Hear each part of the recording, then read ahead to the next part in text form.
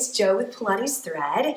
This is video 2 in our fundamental series, looking at core connection. And when we're sitting in a mat class or we're looking at these videos trying to work out, how to connect your core is something that we say in a pretty quick phrase. Connect your core. Hold your pelvic floor. Pull the belly button to your spine. Close your ribs. And in any given exercise, you're going to hear typically one cue.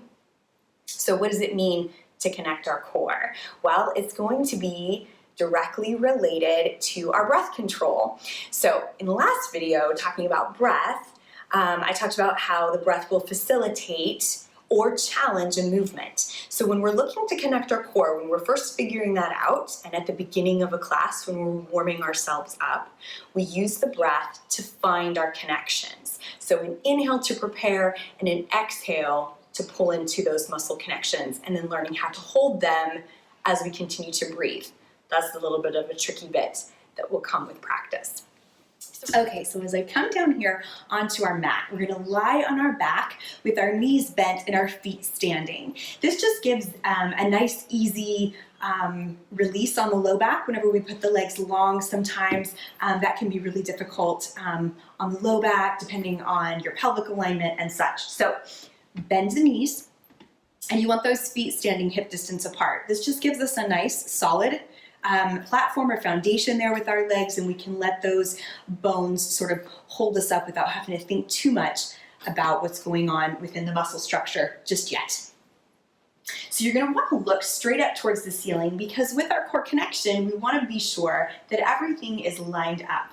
Everything is nice and long within the spine itself. If we place our hands on our hip bones, or it's called our ASIS, this gives us a point of knowledge and control over where we're at in space. These little hip bones we want to have shining straight towards the sky. So if you imagine that you've got little torches or flashlights on the end of those bones, they want to be pointing straight up towards the ceiling. If we arch our back, right, or pop our low back off of the mat, pointing those bones towards our knees sends the beams of light towards the wall there and away. And we're arching our spine. There's no abdominal connection here. It's all stretched out. If we tuck our pelvis, this makes me scrunch up here in my neck a little bit, pushes the feet and the bum nice and active, and it flattens that back down onto the mat, then those beams of light are going up towards the wall behind me or up here towards my face. That's not where I want it either. We want it to be neutral. That neutral pelvis or neutral spine is really the sweet spot within Pilates. Everything that we're doing is going to be from this point of neutral. Now, depending on modifications or what you might have going on in your body, the cues might be a little bit different for some of those exercises. But as a general rule, we're looking to create everything from this neutral spine. This is going to be the strongest point of muscle activation and engagement for our whole structure. So learning how to hold that neutral is really pretty pivotal as we build on the foundations of our Pilates work and core. So lying here in neutral, I'm going to start with a pelvic floor engagement. I want to pull the muscles of the pelvis up and in, right? So the first sensation that you can kind of picture in your mind is what it feels like to stop the flow of urine, right? We don't want to wee on the mat here. We want to hold that point there. Now, for some of us, what we'll do when we think about that is we tuck our pelvis. We don't want to tuck the pelvis. It's an internal muscle engagement. And then it's going to be a little bit deeper into the pelvis or into the pelvic floor overall, into all of those muscles that sort of wrap up the bottom bit of the torso. We want to think of pulling them up and in. So holding that there. So our bones are neutral, spine is neutral in our pelvis, and then we tighten that pelvic floor. We pull those muscles up and in. Now, from the last video, we're going to visit our breath. Inhale through the nose, expanding the rib cage. And as you exhale through the back of the throat, close the ribs, down and together. I'm going to do that again. Watch what happens with my hands. I inhale, and I exhale. Now I use just a little bit of a downward pull with those hands to facilitate those muscles closing.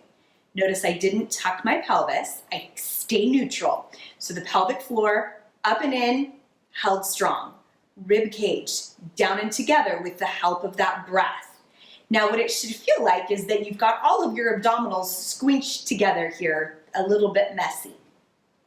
So in order to smooth it all out, we want to think about our belly button.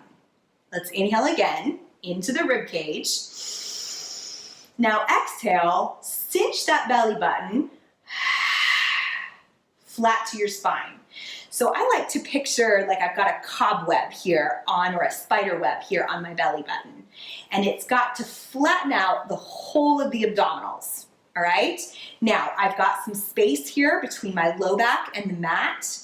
Everybody's gonna be a little bit different with how much space you've got depending on the shape of your spine there, how big that lumbar curve is. But everything is held nice and strong. So pelvic floor, rib cage, belly button. That's 3 directions that we've got the abdominals going. That's your core connection. And there's a few other pieces that you might be feeling as you're lying here on the mat, thinking, what's happening with your shoulders? What's happening with those legs? Are you squeezing your bum? In the next video, we'll talk about the other pieces that reflect on that core.